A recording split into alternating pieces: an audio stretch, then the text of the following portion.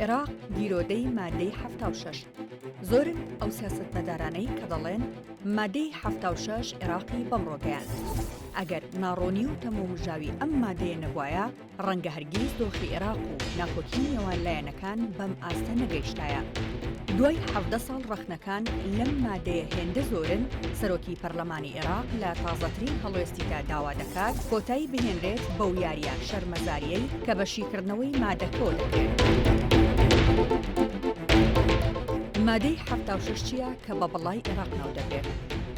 مادەی 76 یەکێکە لە مادەکانی دەستوری هەمیشەیی عێراق، تایبەتە با فراکسیۆنی زۆرینە لە پەرلەمان و ڕاستپاردنی سەرۆکوەزیران بۆ پێکهێنانی کابینەی حکوومەت.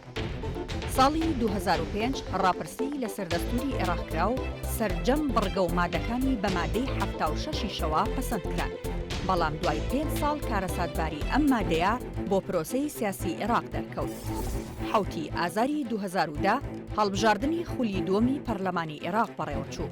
لیستی عێراقیە با سەرۆکایەتی ئەیاد عەلاوی بە 91 کورسی پلەی یەکەمی هەڵبژاردنەکەی بەدەستهێنا و لیستی دەوڵەتی یاسا با سەرۆکایەتی نووری مالیکی با 89 کورسی پلەی دووەمی مسۆگەر کرد. ڕاستەوخۆ پاشڕاگەیاندنی ئەنجامەکان هەموو چاوەکان چوونە سەر ئەوەی کە مادەی 76 دەستور چۆن باسی لاپێکهێنانی حکوومەت کردووە. لا بڕگەی یەکەمی مادەکەدا هاتووە سەرۆکۆمار کاندیدی ئەو فراکسیۆنە پەرلەمانیەی زۆرترین ئەندامی هەیە ڕادەسپێرێت بۆ پێکهێنانی ئەنجومەنی وەزیران لە ماوەی 15 ڕۆژدا لا ڕێکەوتی هەڵبژاردننی با سەرۆکۆمار. ناڕۆشنی مادەکە کارێکی کرد کە لایەنە براوەکانی هەڵبژاردن خوێندنەوەی جیاوازی بۆ بکەن و بەسەر دوو بۆچوونی جیاوازدا دابەش بن. لیستی عێراقیە دەیوت فراکسیۆنی زۆرینەی پەرلەمانی ئەو فراکسیۆنەیە کە لە هەڵبژاردن زۆرترین ڕێژەی دەنگی بەدەستهێناوە. دەوڵەتی ئاساش دەیوت ئەو فراکسیۆنەیە کە لە پەرلەمان دوای ئەنجامی هەڵبژاردن دروست دەکرێت. بۆ نەهێشتنی ئەو ناکۆکی و تەمومژەی کە لەسەر مادەکە هەبوو پرسەکە برایە دادگای فیدراڵی، بەڵام کارەکەی هێندەی دیکە ئاڵۆز کرد. دادگای فیدراڵی لە بەرژەوەندی دەوڵەتی یاسا شرۆڤەی بۆ مادەکە کرد و بەهۆیەوە نووری مالیکی بۆ جاری دووەم بووەوە بە سەرۆکوەزیرانی عێراق.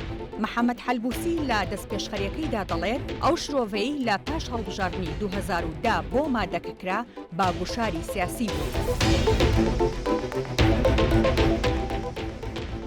ئێستا زۆربەی سەرکردە و لایەنە سیاسیەکانی عێراق گەیشتون بەو بڕوایەی کە ناڕۆشنی مادەی 76 و شرۆڤەکەی دادگای فیدراڵی بۆتە هۆی ئاڵۆزکردن و قۆڵکردنەوەی ناکۆکیەکان و بێبایەخکردنی بردنەوەی زۆرترین دەنگ و کورسی لە هەڵبژاردنەکاندا.